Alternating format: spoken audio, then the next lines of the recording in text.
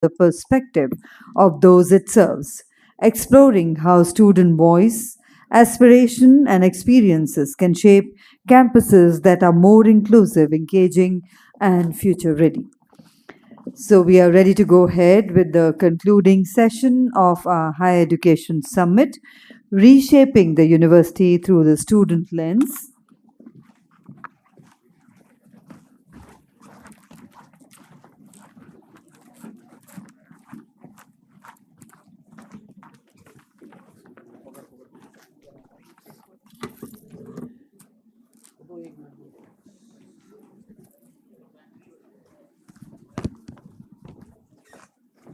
And I would like to invite our distinguished moderator for this session, Mr. Chaitanya Chitta. He is Vice President and Regional Head, India and South Asia, Sintana Education. Let's put our hands together to welcome our distinguished moderator, Mr. Chitta. I invite our speakers, Ms. Shruti Pai, who is a second-year student of Manipal Institute of Communication, Manipal Academy of Higher Education. May we have on stage Ms. Shruti Pai. Inviting Mr. Gautam Puri, he's a student of Symbiosis International Deemed University. And finally, Ms. EHNA B, EHNA, who is a BTech second-year student of Banastali Vidyapith. I would request our moderator to kindly conclude the proceedings. 5 minutes for 5. Thank you, sir. Over to you.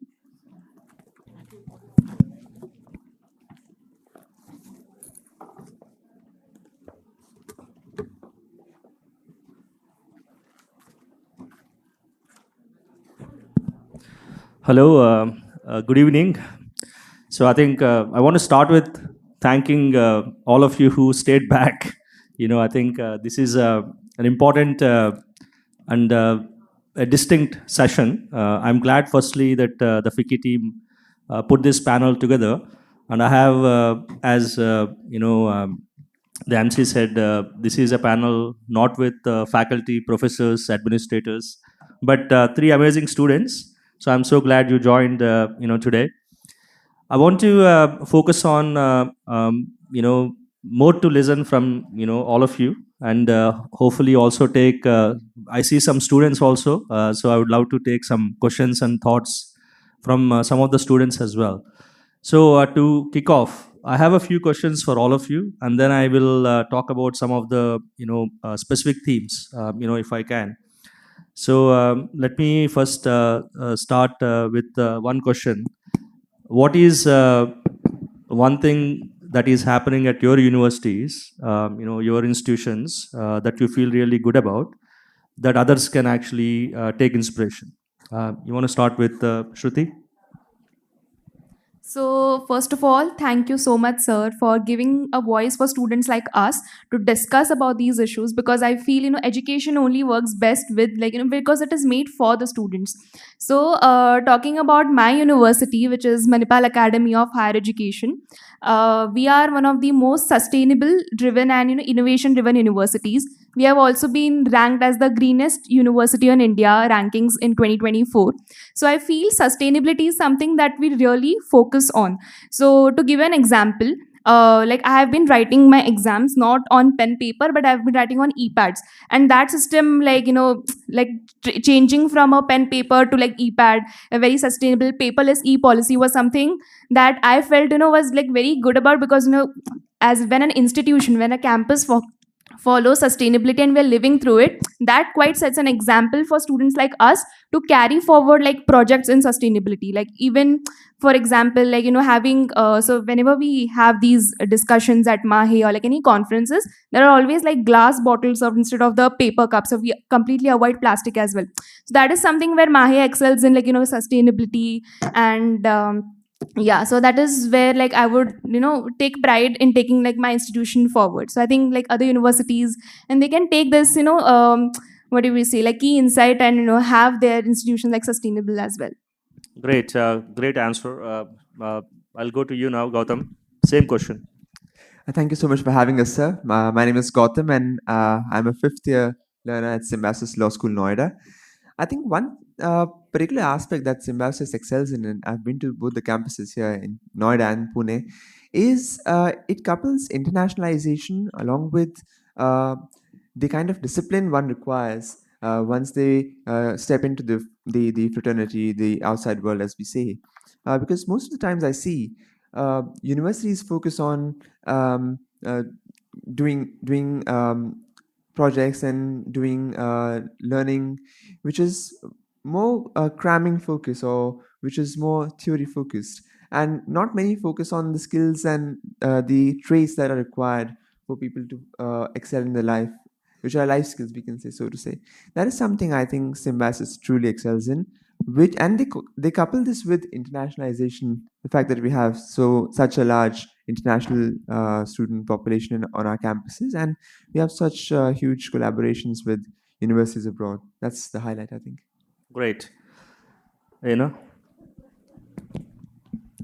Namaste, everyone. Uh, Hello to the distinguished dignitaries, all the respected academicians, innovators, leaders, and my fellow panelists. I am Anna, a student of BTech second year at Vanasthali Vidyapeeth, world's largest fully residential university for women. And it feels an honor to bring the voice and vision of Vanasthali Vidyapeeth here at this prestigious forum at the 20th FICCI Higher Education Summit 2025. So the one thing that sir asked is one thing that my university has that other universities can adapt or take upon is our unique Panchmukhi Shiksha philosophy, which focuses on holistic development of its students, having five major elements. First, physical aspect.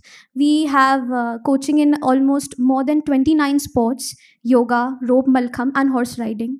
Having the practical aspect with skill based and practical experimental learning, ranging the training in several courses like the costume designing, web designing, robotics, the drone technology, and 100 such courses.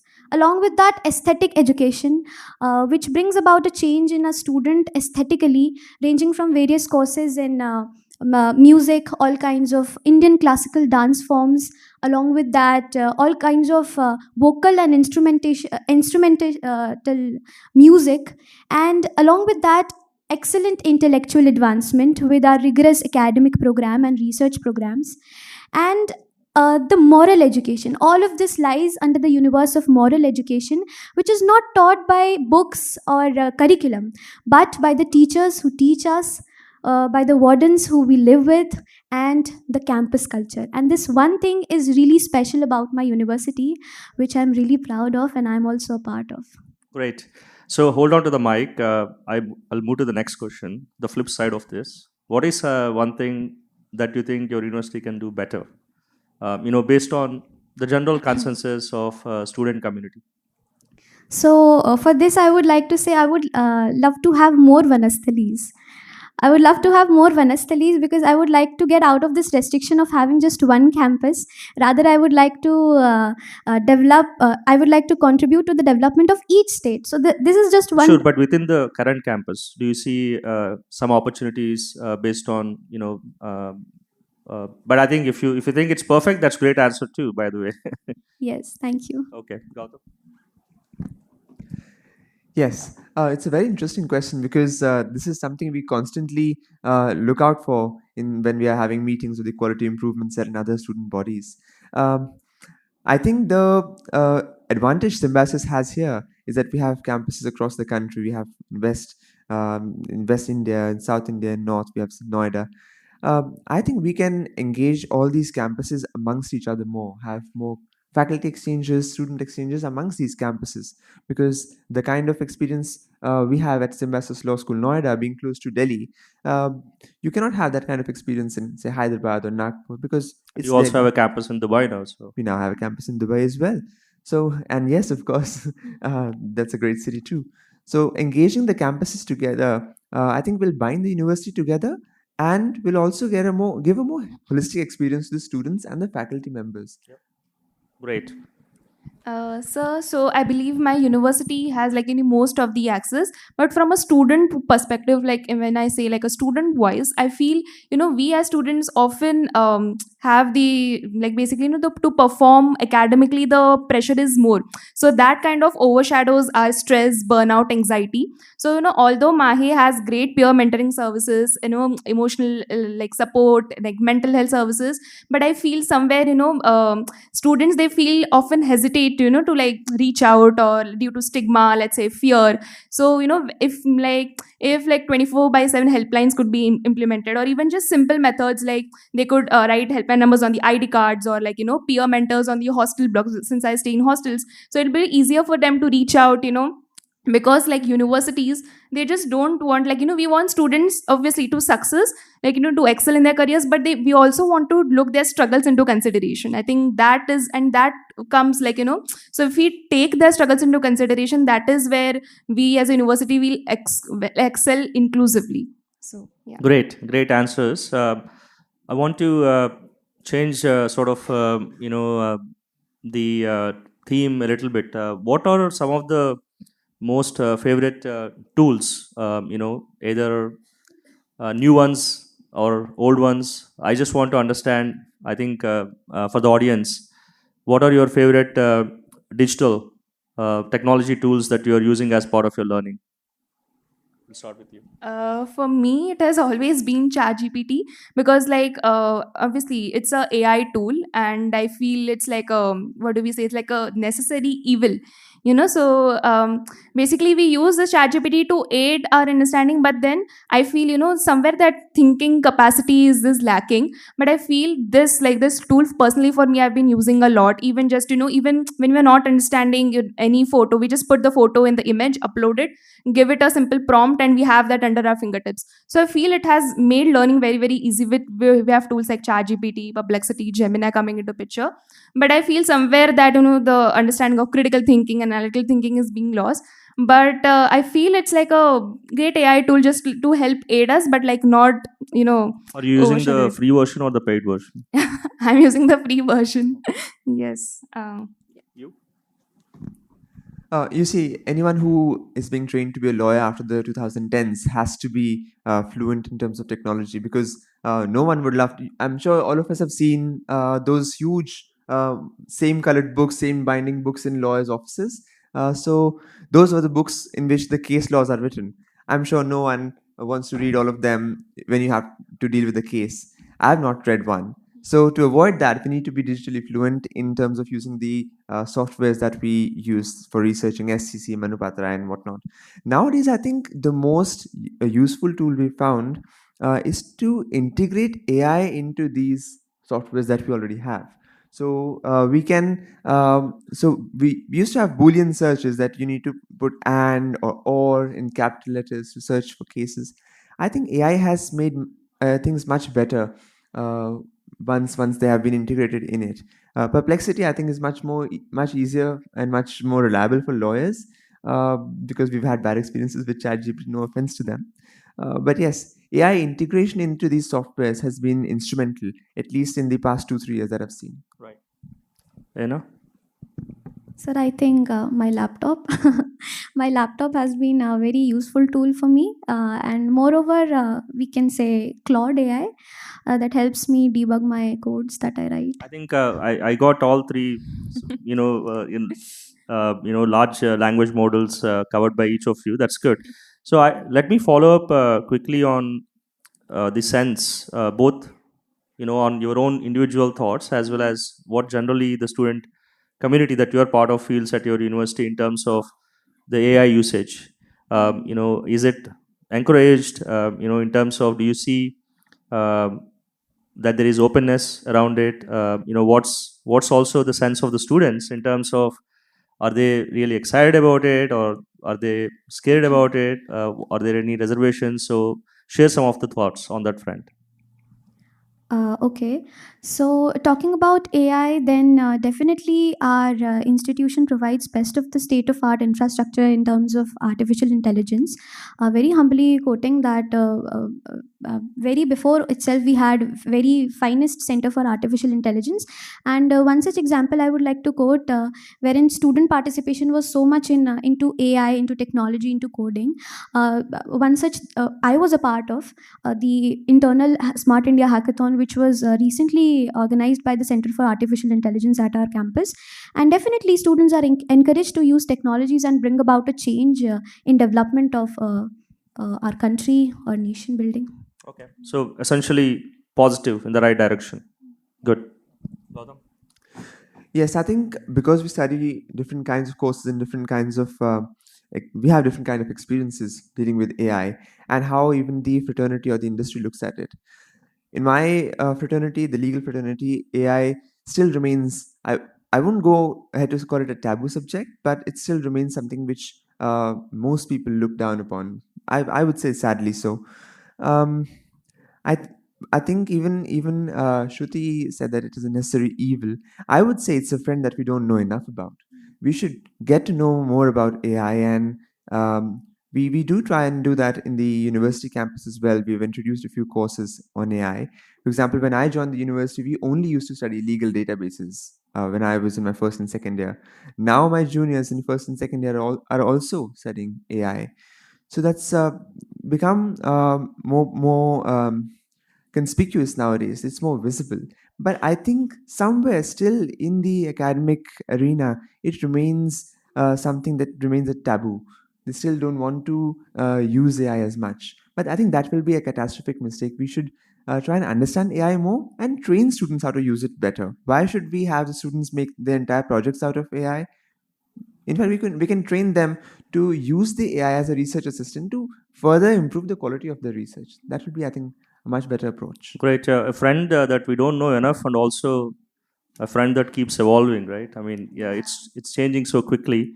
So Shruti, do you have Yeah, any so additional different like you thoughts? said, similarly, it's the friend that keeps evolving. So we see AI is the next big thing. It is the future. So no, so we say AI literacy is a must. It should be universal, and it should not be just limited to just computer science or engineering students. It should be for us as well. For like media communication or from humanities, arts, social sciences background. So we understand AI's ethical, social, cultural dimensions. We understand AI as a whole because as you said, we are moving towards the next big thing and the future is AI. And to give an example humbly of my institution, so closer to home, KMC Manipal introduced its first AI healthcare department in a medical college. So that's why how they are combining medicine and technology to prepare future doctors. So that is something how we can use AI productively in future. So I think that is something that I would like to believe in. So yeah. Great. So I think let's now switch to a few themes, right? I think fantastic answers, by the way. I want to start again with you, Shruti, in terms of student governance, active participation in the university affairs. Right. So my that's the theme. I want to spend maybe a Yeah. couple of minutes with you. Yes. Of course, students are the ultimate beneficiaries, Mhm. and the NEP also term students as co-creators, Right. right? So in that context, what's Mhm. your sense? I mean, do you the intent is there, but in Mm. terms of where we are, do you see you have that role? What's the Mm. influence that you as a student or student bodies are doing in terms of influencing Mm. sort of the innovation or the policy direction? So what happens at your university? I think my university is, always student led and student based innovation is always appreciated. But I feel more student representation is necessary. Let's say there should be like student quotas on academic committees. We should have a say. Like like the decisions are taken by students, but I feel somewhere the final say gets between the authorities. So if we have more student representation embedded and student agencies coming up, that is when we can change. Oh, the systems, the rules are the policies, structures, they are made with the students and not for them. So it will be like a good change if the policy infrastructure they are made with the keeping in regard the understanding key insights of the students. And coming in about the even the feedback system, like there should be like transparent feedback roles, so that they'll understand where like what students understanding is, where they are lacking, and then they can design such systems so that students voice gets heard. So we as students, we get to say, okay, let's say this is not working, or this is where we are towards heading out, these are the suggestions. So we should have that transparent feedback system where we are knowing if we are giving any feedback, those changes are being made timely. And so that, because universities will then only excel with students feedback as well. So yeah. Great. I see sir sitting there. So I think my question is, if you put yourself in, sir's shoes as a VC, what will you do differently? I'm putting you on spot, but Yeah, because VCs are sitting right here, and it would not be like in my position to say something like that. But definitely, yes, if given a choice, I think I would say like student led innovation, wherein we can have platforms for students wherein they will have a say, like creating some big new ideas. So maybe the best idea can be picked and implemented for each semester.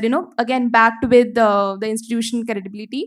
But I feel again student led innovations, because they always have some idea, some creative thought behind it. So I feel like if those are actually taken seriously into consideration, and who knows, it can be the next big thing. So I feel if it is practically possible, then yes, I think the university can consider, with university backing of course. But yeah, like a student led innovation will be something I'd like to introduce.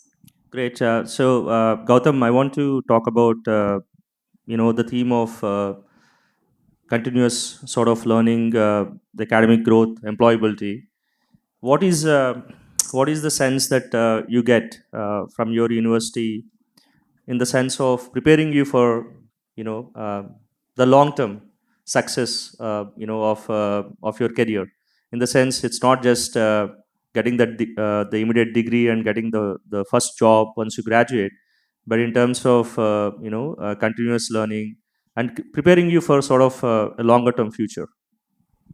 Sure. So I'll start my answer with an anecdote that I have. So I was doing my internship with one of these advocates on record in Jangpura, and I had got a very good grade. I was in back in second year, and I said that, oh sir, I've got an outstanding grade in this particular subject, and he was like, oh wow, amazing, amazing. Can you draft a bail application? He asked me. So um, you see, nowadays there's a shift from merely cramming or learning, theory based learning, to a more practical approach to what is being demanded. And I think Symbiosis in particular, and my campus, has been quite quick in picking that trend up. We quickly changed subject, we quickly changed the curriculum in a particular way, and we even added a subject.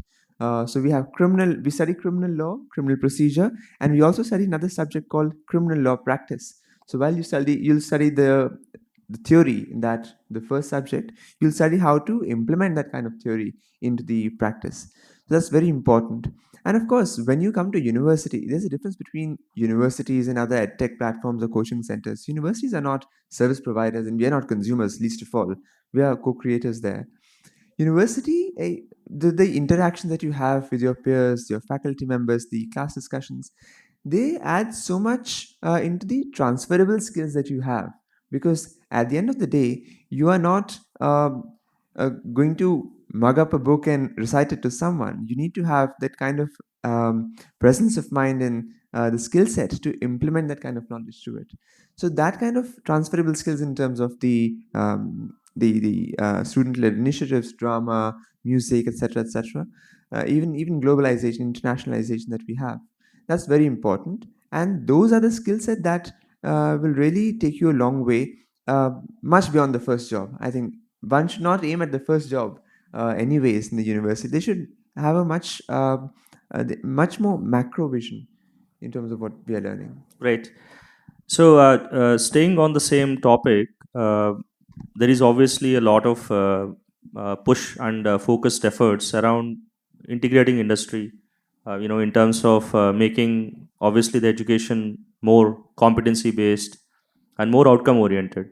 So, do you see a sense of, especially, you're also studying law.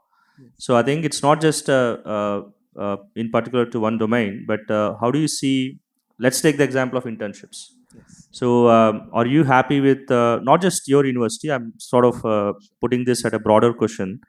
What are the things that one can do better in terms of, from a student perspective, of making the internships, making the industry integration far more efficient and practical? So look, there have been many kinds of views on whether one should be doing internships from very earlier on, or should we have one whole year when we should be doing internships. I think the kind of balanced approach that the Bar Council has at the moment is a good one, and I can only answer for the legal fraternity because that's what I'm into. Um, the main problem that first generation lawyers like me face is that chambers are closed. Chambers just do not accept independent applications. It's more based on this one. Oh, my son's coming, my daughter's coming, my brother's son is coming, whatever, my friend's coming. So that makes it very difficult for someone who does not have that kind of connection in Delhi or in Mumbai or any of these big cities which have these courts. The college and the university does help, but I would be very honest with you. Internships, getting in, first of all, getting into the internships become still remains very difficult for those who do not have that kind of connection and that kind of network here in these big cities. The second problem comes once you join these offices. Most of these places, sometimes even because of genuine reasons, because of confidentiality, client choices, um, not much real work is delegated to the interns initially. And we only get what, 4 weeks of internship? You'll spend 3 weeks writing maybe articles or something, and then it just finishes.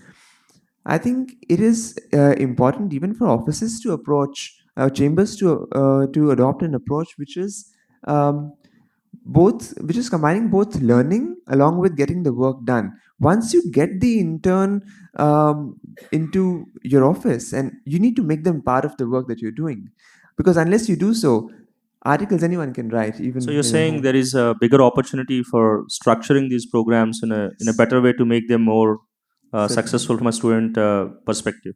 Yes, Great point. yes. So I want to come to the another theme around inclusivity, especially the well-being, uh, and I want your thoughts, Hannah, on this. This is not an India-specific problem. This is a global problem. We see a lot of mental wellness issues, that we read very regularly in the newspapers, and also sort of the pressure, right? I mean, the pressure to perform, and it's only getting more and more sort of prominent. So I think the my initial question on this is, what's your thoughts on this? Do you see this as sort of a challenge in within sort of your university or your friends, the student community, and what are some of the things that are provided as resources, and do you see that there is right amount of action and awareness being taken on this? Yeah, right. Mental wellness and mental health is another such issue that students nowadays are facing due to rigorous curriculum and a lot of pressure. But to eradicate it, very humbly, I would like to quote the example, as I've already said, about the Panchamuki Shiksha philosophy that our university has. We play together, we learn together, we develop holistically, not just building the IQ out of our academics, but also developing our emotional quotient, which is very important aspect of an individual. So yeah, particularly my university, which I have experienced, has been working upon it, and I don't think so there is any room for mental burnout, because there are also a counseling cell, well maintained counseling cell for counseling support to every student out there. And to other universities also, several programs should be run wherein students are not just pressurized for exams and performing well, but also to develop their skills and work upon some aspects that are not a part of curriculum directly, but eventually develops your emotional quotient. Great. Thank you. And in terms of inclusivity, right? I think there are lots. One of the big opportunities we have as a country is the demographic dividend. But at the same time, the enrollments in our higher education happens to be one of the lowest when we compare to the benchmark standards. So inclusivity, especially for first time college learners, some of the marginalized sections. So, what are some of the things you feel as a student, student leader potentially, and a full-fledged leader maybe tomorrow after you graduate? What are some of the things that the university you're at, or in general, are doing, and what you think is not being done? If you see an opportunity, share your thoughts on that. Yes, definitely. Inclusivity is also very important, and I've been reading about it. And I came across several reports by the All India Survey for Higher Education, which states that the gross enrollment ratio is 25% in India, which is far behind from the global leaders. And we look at these stats, then it basically tells us this real story that the young minds, especially coming from the rural areas and the marginalized communities, are not given an access to higher education, and we really need to work upon it.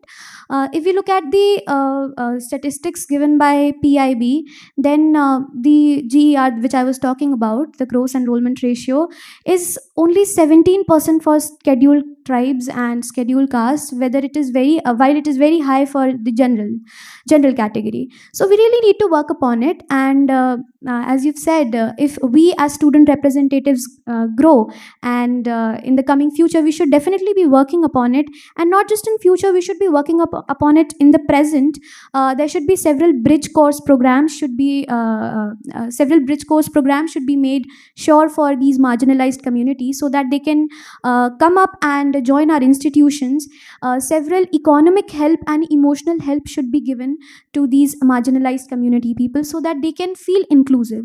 And one such example I would like to quote about, very humbly, about my university. A huge number of students are getting the economical support. One such is my own friend. She comes from a very humble background, but despite financial challenges, she is pursuing the same degree as of mine.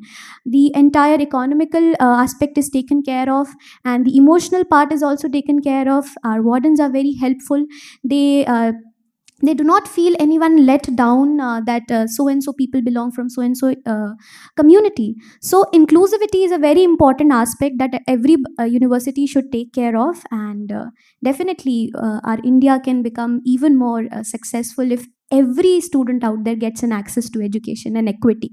Great. Gautam, I want to ask you something a little different in terms of global exposure, international. Of course, you are at Symbiosis. You have the opportunity, multiple partnerships and stuff. So, what's the sense? Of course, in certain fields, there is more, and certain fields it's less. But in general, the idea of student exposure to international global mobility, what's your take on it? And do you see, with all the geopolitical challenges we see, do you think Indian students are increasingly looking at India as the option, or they still care about actually going overseas? Yes. So yes, Indian students, I think, still prefer to stay in India, even after the schooling. But I think there's an increasing number of students who are wanting to polish their skills beyond the bachelor's degree in the form of a master's degree or a PhD or some course that they pursue abroad. Coming back to how mobility can affects, or how important mobility is, I think because of the advent of technology, one doesn't now even need to go to various places to get that kind of exposure that they earlier could not have received. For example, there is an advent of online summer schools as well, even though we would highly prefer to have, highly prefer to have physical exchanges or presence of international students, or even to travel abroad. That remains very important. But I think it is important for universities to balance that, so that every student is able to access that kind of global exposure, both physically, if they possibly can, and even in terms of online and other kinds of exchanges, if that's feasible. Great. So I think we already got a nudge. So I think we're going to close with one last question to each of you. My last question is, what would, and keep it simple, keep it brief. If you, yes, you. Okay, so I think we're gonna take 2 minutes, ma'am, and take some questions from the audience. and I wish them all the best for the bright future. I just have two questions, if you allow me to ask. In brief, Please, you can please. one line you can ask me. If the government give you the make you Minister of Education for one day, so what will you do? Change. What change you want to? My second question is, after passing out from these colleges, what is your vision? Will you go for abroad for higher education, or will you stay in India to serve India? That my two questions. Thank you. Wish you all the best. Questions also, then answer at a time. And wish you all the best. So my question to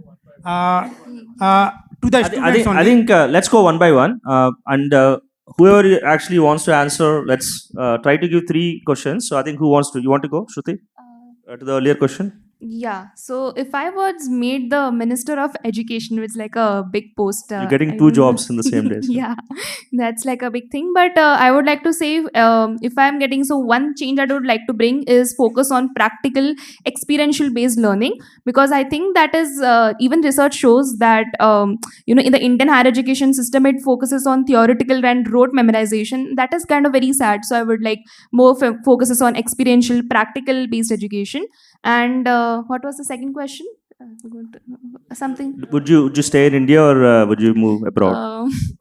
Actually, my long-term plan is to like my long-term plan is I want to clear UPSC and become a civil servant. So so I would want to give back to my country in some or the other way. For me personally, I would to stay in India and contribute to my country. Yeah. Great. Yes, please. My question to students only. Sir, I think we'll take the couple of other questions. Yeah. Please. Let them answer offline. So please go ahead. Okay. So my question to students only. This is very rare opportunity.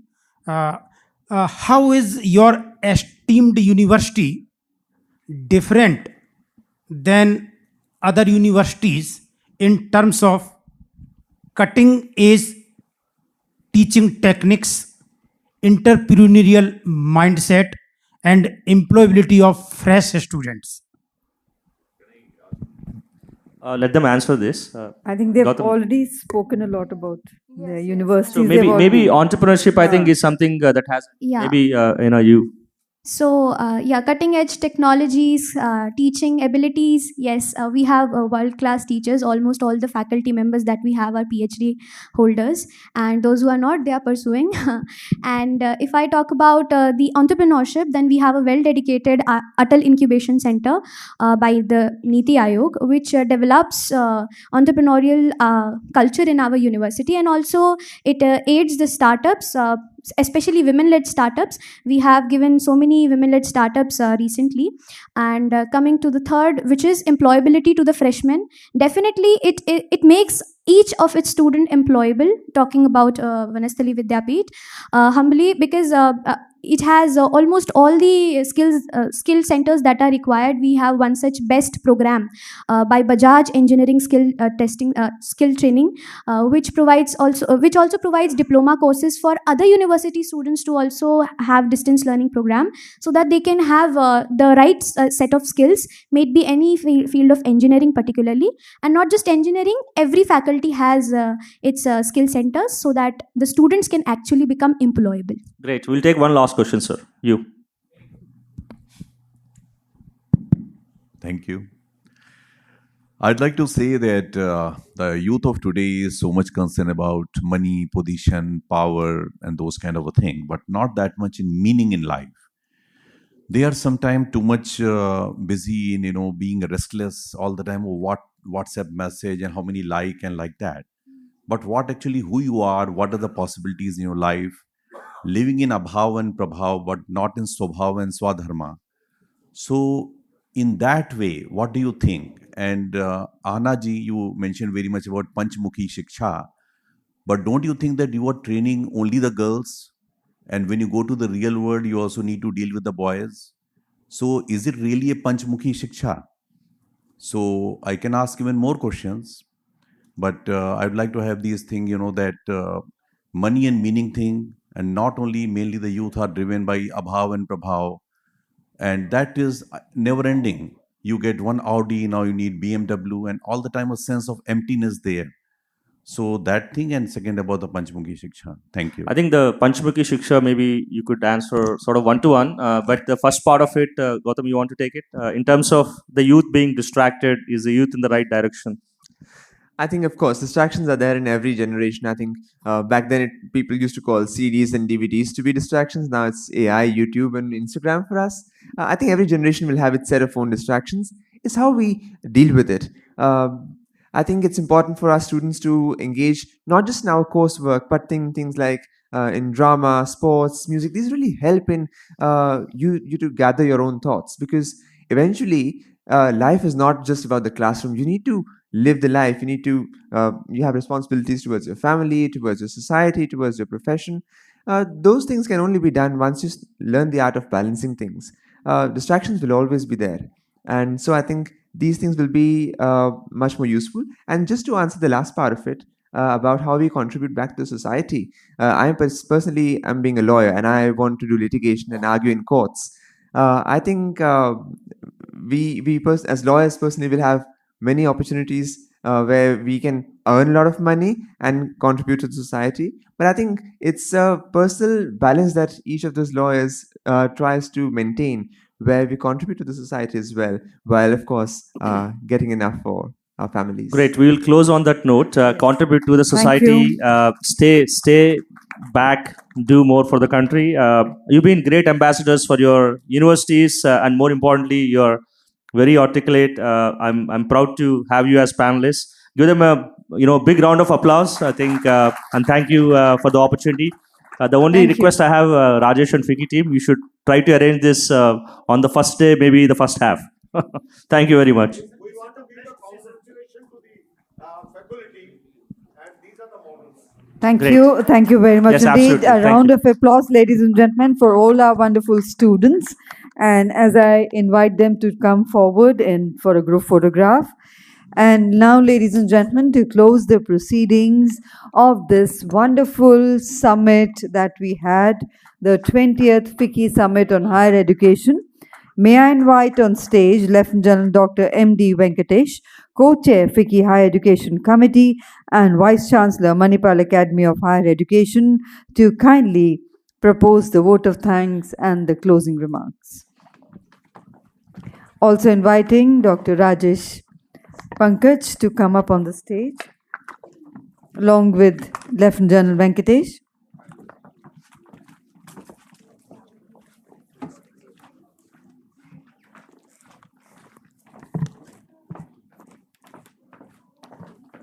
So for the closing session, very good evening, everybody. I think it's been a very fascinating 2 days that we have spent in this auditorium and outside of it, and in the exhibition area, and in the adjoining areas where we networked, spoke to each other, understood each other better. I think concluding sessions are always short and brief. It's about expressing our gratitude to everyone who made this 20th FICCI Higher Education Summit such a huge success.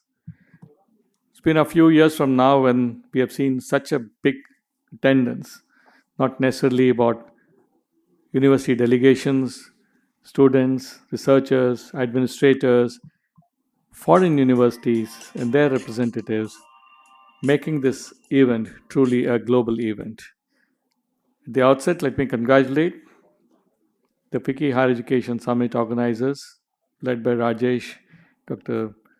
Vidya, of course, small part paid by me and Dr. Samir Somaya, and the office bearers at FICCI Higher Education. It's been a tremendous effort. And ladies and gentlemen, let's put our hands together to the organizing committee. To all those speakers and resource persons, it's fascinating to hear your views on diverse subjects such as internationalization, research in universities, industry-academia collaboration, digital transformation. And the icing on the cake was the student session. Such articulate students representing their really proud universities. And they made us all feel so good about what the next generation is going to be. And you truly are the role models for the next generation. Well done. And a big hand to all of you too. To our Honorable Minister on the inaugural session, perhaps one of the most powerful speeches I've heard for a time. I think he did put a perspective in the right place, in the right words, thinking about local problems, solving them with local technologies. And then also keep the openness in the speech about imbibing best practices from within and outside the country.